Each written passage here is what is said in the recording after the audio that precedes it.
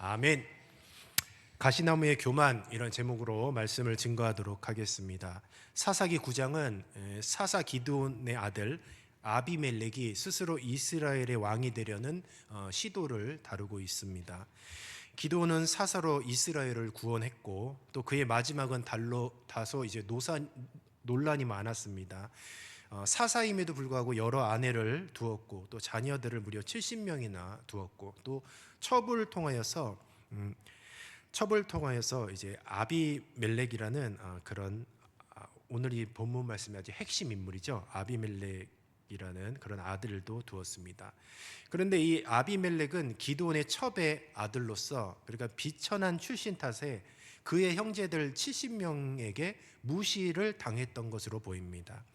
아비멜렉은 그래서 세겜 사람들의 지지를 받아서 자신의 위치를 세우고자 이 세겜으로 가는 모습을 보여주고 있어요. 아비멜렉이 왜 세겜으로 갔냐? 바로 그의 외가가 세겜에 있기 때문입니다. 그러니까 그 고향으로 갔다고 보시면 돼요. 그래서 세겜으로 가서 자신의 왕위를 주장할 계획을 그렇게 시작을 하고 있어요. 세겜 사람들이 자신을 지지하도록 너희는 내 고륙이다 라고 혈연을 강조하고 있습니다. 그리고 아비멜렉은 자신을 기드온의 아들로도 강조하면서 동시에 70명의 형제들이 세겜을 다스리는 것이 좋냐, 아니면 나 한 사람이 너희들을 다스리는 것이 좋냐라고 이렇게 사람을 논리적으로 세겜 사람들을 설득하여서 왕이 되는 그런 과정을 착실히 밟아나가고 있습니다. 세겜 사람들은 아비멜렉의 주장에 동의하고 그를 지지하고 자금까지 제공하게 됩니다. 아비멜렉은 그 돈으로 방탕하고 경박한 사람들을 사서 자신을 따르게 하고, 결국 그 은 70으로 기드온의 아들들 70명의 형제를 한 바위에서 죽이는데 바로 그 자금을 사용을 했던 것이죠. 아비멜렉은 자신의 형제들 70명을 잔인하게 죽였는데 거기서 막내 요단만이 살아남아서, 그래서 이후에 아비멜렉과 세겜 사람들에게 저주를 내리는 그런 역할을 하고 있습니다. 그래서 요담이 아비멜렉과 세겜 사람들을 저주를 하는데 어떻게 저주하냐? 가시나무에 이제 비유를 들어서 아비멜렉과 세겜을 저주하게 되는 것이죠. 그 비유가 결국은 저주하는 내용입니다. 세겜 사람들이 아비멜렉을 왕으로 세운 장소가 상수리나무 곁이에요. 근데 공교롭게도 이스라엘 역사에 굉장히 상징적인 장소입니다. 이 상수리나무 곁이 어디냐? 아브라함과 야곱이 하나님과 언약을 맺었던 거룩한 장소였어요. 이런 중요한 장소에 아비멜렉이 지금 그 장소에서 스스로 왕이 되고자 했던 것이죠.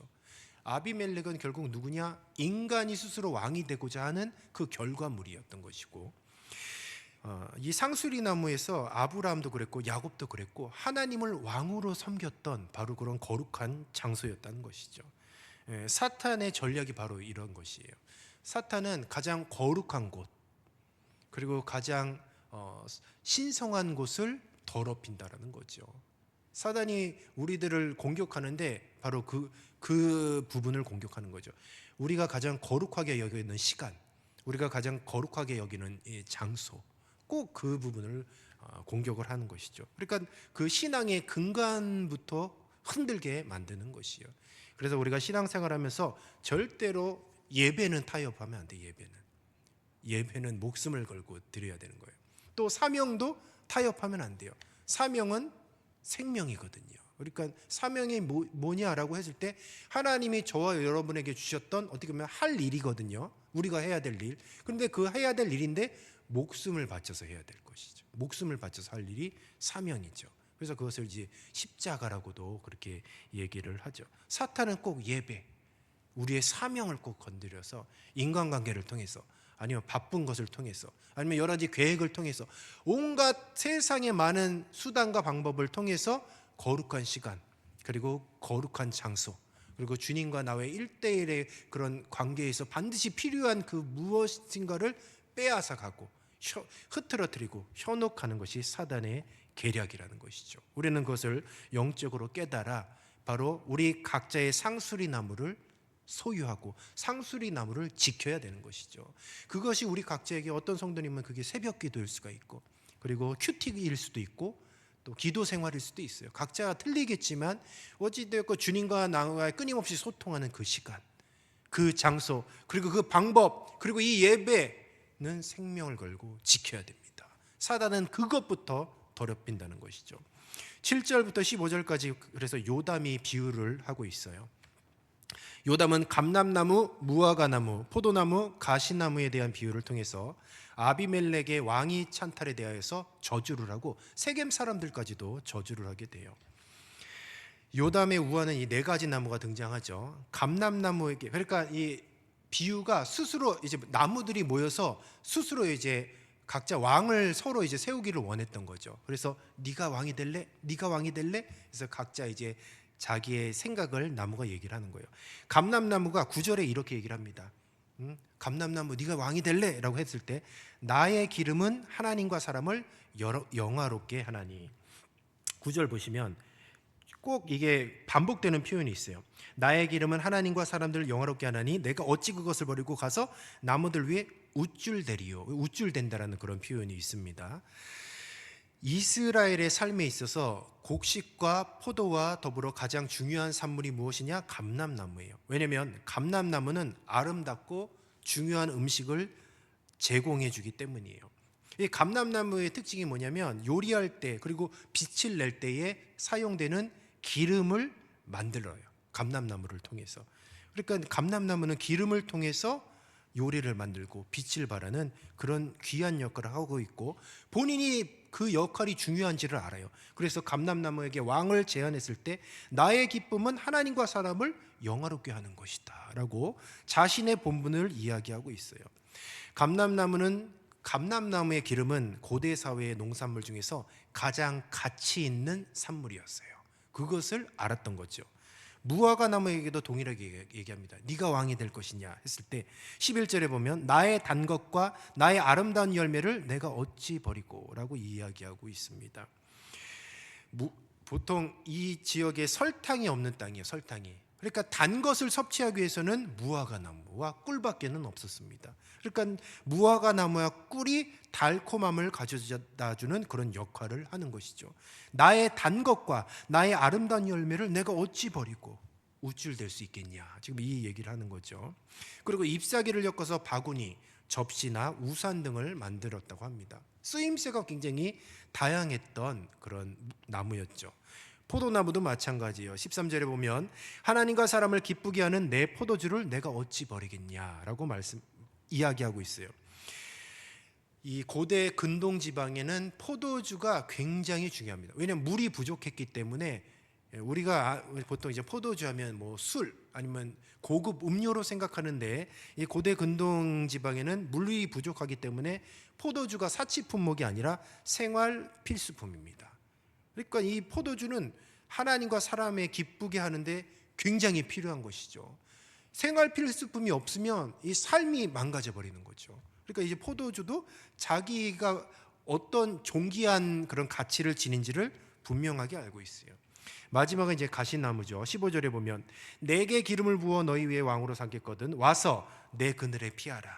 그리하지 아니하면 불이 가시나무에 나와서 레바논의 백향목을 살 것이다 라고 말씀하고 있습니다. 여기서 이 가시나무가 굉장히 웃긴 얘기를 해요. 왜냐하면 왕이 될래 했을 때 내게 기름을 부어서 왕으로 나를 삼아라 라고 얘기하면서 하는 얘기가 내 그늘에 피하라 라고 얘기하고 있습니다. 잘 생각해 보세요. 가시나무에 어떻게 그늘이 있어요? 잎이 없는데 만약에 가시나무 그 곁에서 그늘을 찾아서 햇볕이 내리쬐는 그런 한낮에 가시나무 근처에 오십시오. 그대로 그냥 햇볕을 쐬요. 그리고 찔려요. 근데 가시나무는 내 그늘에서 피하라라고 그렇게 얘기하고 있어요. 여기서 이 가시나무는 아비멜렉을 비유하고 있는 것인데 이 요담이 아비멜렉이 어떤 존재냐라고 했을 때 아비멜렉이 가시나무와 같은 존재라는 거죠. 백성들이 결국 왕에게 의존을 하고 왕에게 무엇인가를 이제 맡기고 왕을 의지한다고 한다면 왕에게 뭔가 피난처를 생각하고 그곳에 피했다고 하면 찔리는 거예요. 그리고 보호가 될 수가 없어요. 왜? 가시나무니까 그늘을 만들 수가 없기 때문에. 결국 인간 왕이 제공하는 그늘은 무엇이냐? 고통을 안겨준다는 겁니다. 고통을. 인간 왕은 한계가 있다는 거죠. 요담은 그것을 꼬집은 것입니다. 정리를 하면 감람나무, 포도나무 그리고 무화과 나무는 유용한 나무들로서 자신이 가진 고유한 가치를 잃지 않기 위해서 왕이 되기를 거절했어요. 그러니까 각자의 본분을 지켰던 거예요. 그런데 가시나무는 가치가 없습니다. 아주 가치가 없고 정말 아무짝에도 쓸모가 없는데 왕이 되기를 자처하여서 모든 것을 파괴할 듯이 위협적인 태도까지도 취하고 있어요. 아비멜렉은 진정한 지도자적인 자질이 없는 자였다는 것을 분명히 이야기하고 있는 것이죠. 그래서 요담은 저주를 하는 거죠. 세겜 사람들아, 너희가 이런 왕이 될 자격이 없는 자를 왕으로 세웠어? 그럼 가시나무가 찌르는 것처럼 너희도 찔림을 당하고 너희도 저주를 당하고 결국 파멸에 이를 것이다. 그래서 아비멜렉도 저주하고 세겜 사람들도 저주를 하는 것이죠. 오늘 본문 말씀에서 굉장히 우리가 눈여겨볼 필요가 있어요. 굉장히 많이 나오는 단어가 무슨 단어냐면 세겜 사람들이에요. 세겜 사람들. 아비멜렉과 더불어서 세겜 사람들이라는 단어가 굉장히 많이 나와요. 근데 이제 원문을 보시면 이 세겜 사람들 하면서 이렇게 기록이 되어 있습니다. 바알 세겜. 우리가 잘 아는 것처럼 바알이면 바알이거든요. 바알은 우상 이름이잖아요. 근데 바알 세겜이라고 써놓고 번역본에는 세겜 사람들이라고 그렇게 번역을 했어요. 물론 이 바알이라는 단어가 상황에 따라서 주인, 남편이라는 뜻도 있습니다. 그런데 거의 대부분 바알은 우상의 이름 바로 바알을 의미해요. 그런데 오늘 본문 말씀에 유독 세겜 사람들이라고 하면서 바알 세겜이라고 그렇게 원어에 그렇게 써 있어요. 그리고 우리가 이제 한글로 읽은데 그렇게 세겜 사람들이라고 번역을 했죠. 보통 이제 바알 세겜 하면은 어떻게 번역해야 맞냐? 세겜 지역에 있는 바알 이렇게 번역해야 맞아요. 그런데 세겜 사람들이라고 그냥 그렇게 번역을 했어요. 도대체 이 의미가 무엇일까라고 했을 때 우선 이 세겜 사람들 자체가 실질로 바알을 섬겼던 사람들이에요. 그 은 70이 어디서 나왔냐? 바알브릿 신전에서 나왔습니다. 그래서 세겜 사람들은 결국 바알이라고 불러도 무방한 사람들이었던 거예요. 세겜 사람들은 그래서 누구를 선택했느냐? 아비멜렉을 선택했습니다. 왕이 될 자격이 없는 자를 선택을 했어요. 그들의 선택이 근데 그들을 파멸로 이끌었냐? 그것이 아니에요. 가만히 우리가 잘 생각해 보면 여기서 선택의 중요성이 나와요. 우리가 인생을 살다 보면 선택해야 될 것이 굉장히 많아요. 왜냐하면 인생은 늘 계획하잖아요. 계획. 이런 계획도 세워보고 저런 계획도 세워보고 언제나 꼭 양갈래의 선택이 있어요. 둘 중에 하나를 선택을 해야 돼요. 그럼 우리는 항상 기도를 하죠. 하나님, 어떤 선택을 해야 됩니까? 어떻게 선택을 해야 됩니까? 그런데 오늘 이 본문 말씀을 보면 우리가 항상 고민하는 어떤 선택을 해야 됩니까? 그게 중요한 게 아니에요. 이 왜 세겜 사람들이 아비멜렉을 선택했냐? 그들은 바알부올이었기 때문이에요. 그러니까 그들 자체가 바알이었기 때문에. 그러니까 그 자신이 바알이었기 때문에 어떤 선택을 하든 결국 저주를 받는다라는 거예요. 이 바알브릿 신전에서 나온 은 70, 은 70은 또 그냥 돈이잖아요. 화폐잖아요. 그런데 그 은 70이 70으로부터 경박한 자들을 사서 결국 기드온의 70명의 아들을 죽였어요. 은 70이 죽인 것이 아니잖아요.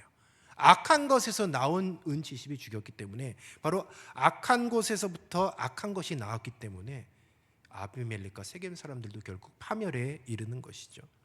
그래서 선택이 중요한 것이 아니라 바로 선택하는 그 사람의 본질이 더 중요한 것입니다. 그렇기 때문에 그냥 바알부올이라고 세겜 바알이라고 그렇게 쓴 거죠. 어차피 바알이고 세겜 사람들은 어차피 바알 자체라는 것이죠. 그래서 본질이 중요한 거예요.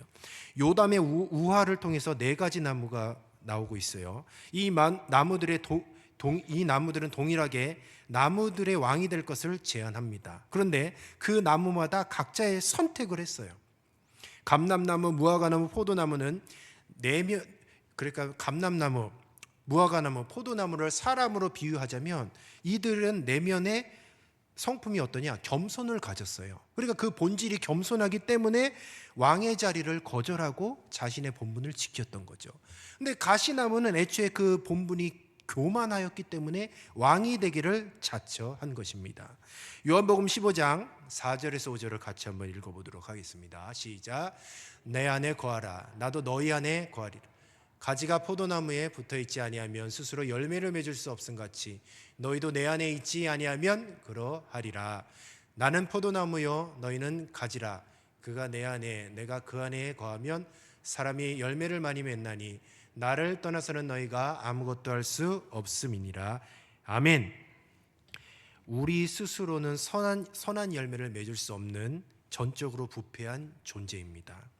예수님의 십자가의 공로로 인해서 우리가 새로운 피조물로 거듭난 줄로 믿습니다. 우리는 포도나무, 예수 그리스도라는 포도나무에 붙어있는 가지예요. 그러니까 예수 그리스도에게 접붙임이 되어 있기 때문에 그래서 날마다 생명의 양식을 공급받는 것이에요. 그래서 영적인 삶을 살 수 있는 것입니다. 영적인 삶을 살아야 그리고 영적인 선택을 할 수 있는 것이죠. 그러니까 포도나무에 접붙임이 딱 붙어서 날마다 예수님을 통해서 자양분을 공급받아야 우리가 어떤 선택을 하든지 영적인 선택을 할 수 있는 거예요.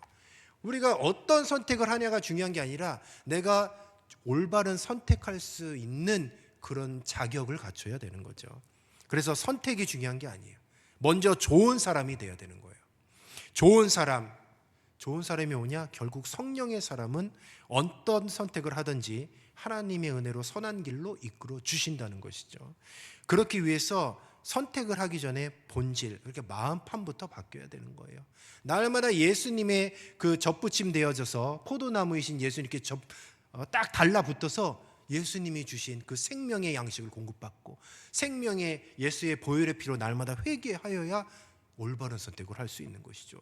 날마다 육신적인 생각을 하고 예수님과 동떨어져 사는데 우리가 아무리 머리를 굴려봐야 올바른 선택을 할 수 있겠냐 이 말입니다. 마태복음 7장 7절에서 8절 같이 한번 읽어보겠습니다. 시작. 이와 같이 좋은 나무마다 아름다운 열매를 맺고 못된 나무가 나쁜 열매를 맺나니 좋은 나무가 나쁜 열매를 맺을 수 없고 못된 나무가 아름다운 열매를 맺을 수 없느니라. 아멘. 사랑하는 우리 성도 여러분, 우리는 좋은 사람이 되기를 기도해야 할 줄로 믿습니다. 성령의 사람이 되기 위해 늘 성령 충만함을 구하시기 바랍니다. 예수님께 접붙임이 되어 있어. 그래서 늘 날마다 회개하고 우리의 내면을 깨끗하게 씻어내야만 그래야만 좋은 선택을 할 수가 있는 것이에요. 내 생각과 내 마음에 정욕으로 가득 차 있고 세상의 육신적인 그런 생각들로 가득 차 있는데 어찌 성령의 선택을, 성령이 이끄시는 선택을 할 수 있겠습니까? 선한 일을 한다고 좋은 선택이 절대 아닙니다. 선한 일을 많이 한 자선사업가도 예수님 믿지 않으면 지옥 갈 수밖에 없어요. 인생의 여러 가지 선택이 바로 그런 사람들을 구원의 길로 인도하지는 않아요. 우리는 근데 선택에만 집중하고 있어요. 선택이 중요한 게 아니에요. 내 마음판이 더 중요한 거죠. 선한 것에서는 선한 것만 나오게 되어 있어요. 악한 것에서는 악한 것만 나오게 되어 있습니다. 그래서 우리는 날마다 예수님 믿고 마음판을 갈아엎어야 돼요. 왜냐하면 올바른 선택을 하려고요. 우리가 이제 절기가 다가오죠. 고난주간 부활절. 이 크리스마스도 중요하지만 고난주간과 부활절은 얼마나 중요한 절기입니까? 우리가 이런 절기를 통해서도 수많은 선택이 있어요. 수많은 계획들이 있을 것이고 수많은 만남이 있을 것이고 또 수많은 약속들이 있을 것이고 수많은 그런 일들이 있을 것입니다. 근데 이 귀한 절기에서 그것도 선택이에요. 우리가 믿음의 자리를 지키고 예배의 자리를 지키고 예수님이 우리를 위해 십자가에 달려 죽으시는 그 고난의 주간에 과연 우리가 어떤 선택을 할까? 아마 고난주간 딱 돼서 그때 내가 예배 참석해야지, 기도 더 열심히 해야지, 그렇게 선택하려고 마음먹어도 안 돼요. 미리미리 우리가 좋은 마음밭을 가꾸어야 되는 것이죠. 선택의 기로에 있다면 우리가 어떤 선택을 할지 고민하기 이전에 먼저 주님의 편에 서야 되는 거예요. 그리고 죄악된 길에 서 있는지를 우리 스스로 점검해 보아야 된다는 것입니다. 마태복음 15장 11절입니다. 입으로 들어가는 것이 사람을 더럽게 하는 것이 아니라 입에서 나오는 그것이 사람을 더럽게 하는 것이라 라고 말씀하고 있어요. 얼마나 나로 인하여서 주변 사람들이 상처를 받고, 그리고 내 선택으로 인하여서 수많은 사람들이 피해를 보고, 그렇잖아요. 우리 가족들, 내 어떤 잘못된 생각으로, 어떤 나의 그냥 육신적인 그런 선택으로 인해서 수많은 사람들이 피해를 보고, 그러면 안 되지 않습니까? 그렇다면 도대체 우리가 어떻게 선택을 잘할 수 있느냐? 아무리 우리가 머리를 굴려봐도, 그리고 계획을 짜도 우리는 미래를 알 수가 없어요. 그러나 오늘 이 말씀을 통해서 한 가지 분명하게 말씀해 주시고 있는 것은, 올바른 선택을 해야 되냐? 그럼 좋은 나무가 되라는 거예요. 올바른 선택을 하고 싶느냐? 그럼 마음판을 갈아 엎으라는 것이죠. 그래서 이번에 부활절 그리고 고난주간에 올바른 선택을 하고 싶어서 우리 청년부에서 그 금식하자고 해서, 금식. 왜냐하면 마음판부터 갈아엎자고 해서, 자 우리 금식하자고 해서, 그래서 리더들한테 이제 회원들 금식 날짜 이렇게 체크를 하라고 했는데, 어떤 그 사랑방, 똑같이 여러분들 사랑방 있잖아요. 어떤 리더 청년께서 울상이에요. 뭐냐면 아무도 금식 안 하겠대요. 그 사랑방에서 힘드니까. 그래서 그렇게 이렇게 얘기하더라고요. 본인이 그럼 6명이거든요. 6개 다 하겠다. 다 그렇게 얘기를 하더라고요. 또 어떤 청년은 또 금식 아무도 안 하겠대요. 사랑방 회원들. 그러니까 어떻게 합니까? 하루 온종일 자기가 금식하겠다. 그렇게 얘기를 하더라고요. 얼마나 배고프겠습니까? 한창 때 많이 먹어야 되는데 쉽지 않죠. 그래서 근데 금식하겠대요. 근데 딱 하나예요. 밥 굶으려는 게 아니라 올바른 선택하고 싶어서요. 고난주간 부활절인데 요즘 세상에 얼마나 술 문화가 많고 음란한 문화가 많고 세상에 그런 전욕적인 문화가 많이 있습니까? 청년들이 얼마나 그런 문화 속에서 노출이 되어 있겠어요. 그러나 정말 중요한 때에 올바른 선택하기 위해서 미리미리 마음 갈아엎는 작업을 하자, 그렇게 열심을 내고 있습니다. 말씀을 정리하도록 하겠습니다. 악한 선택을 해서 악한 것이 아니에요. 악한 마음을 가지고 있기 때문에 악한 선택을 하는 것입니다. 그래서 우리는 늘 우리의 마음을 겸손히 다스려야 할 줄로 믿습니다. 겸손한 마음을 가지고 있으면 겸손한 선택을 할 수 있는 것이에요. 잠언 4장 23절 말씀에 보면, 모든 지킬 만한 것 중에 더욱 내 마음을 지키라. 생명의 근원이 이에서 남이니라. 사랑하는 우리 성도 여러분, 마음을 지키면 성령이 이끄시는 선택을 할 줄로 믿습니다. 올바른 선택을 하시기를 주님의 이름으로 축원합니다. 그렇게 해서 하루하루 예수님의 자양분을 공급받고, 날마다 내가 죄를 지을 수밖에 없는 연약한 그릇이라는 것을 꼭 기억하셔서 경각심을 갖고 회개하면서 죄와 싸우되 피 흘리기까지 싸우면서 늘 우리가 좋은 나무로서 잘 우리 자신을 만들어 가셔서 정말 주님이 보실 때 아름다운 선택을 할 수 있는 그런 3월 한 달이 되었으면 좋겠습니다. 기도하겠습니다. 생명의 주님, 참으로 감사합니다. 수많은 선택의 기로에 서 있는데 올바른 선택을 하기를 원합니다. 내가 하는 선택이 내 가정, 내가 소속된 사랑방, 그리고 주님의 이 몸된 교회에 선한 영향력을 끼치기를 원합니다.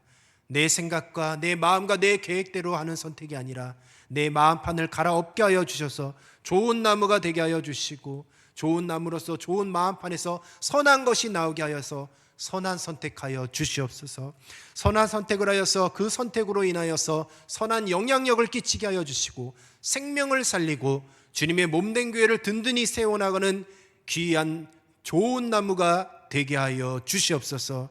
앞으로 다가올 귀한 절기가 있습니다. 잘 준비하게 하여 주시고, 금식하며 기도하여 잘 준비하게 하여 주셔서 올바른 선택을 통하여서 은혜 충만 성령으로 충만한 귀한 절기를 맞이하게 하옵소서. 감사하며 예수님의 이름으로 기도드리옵나이다. 아멘.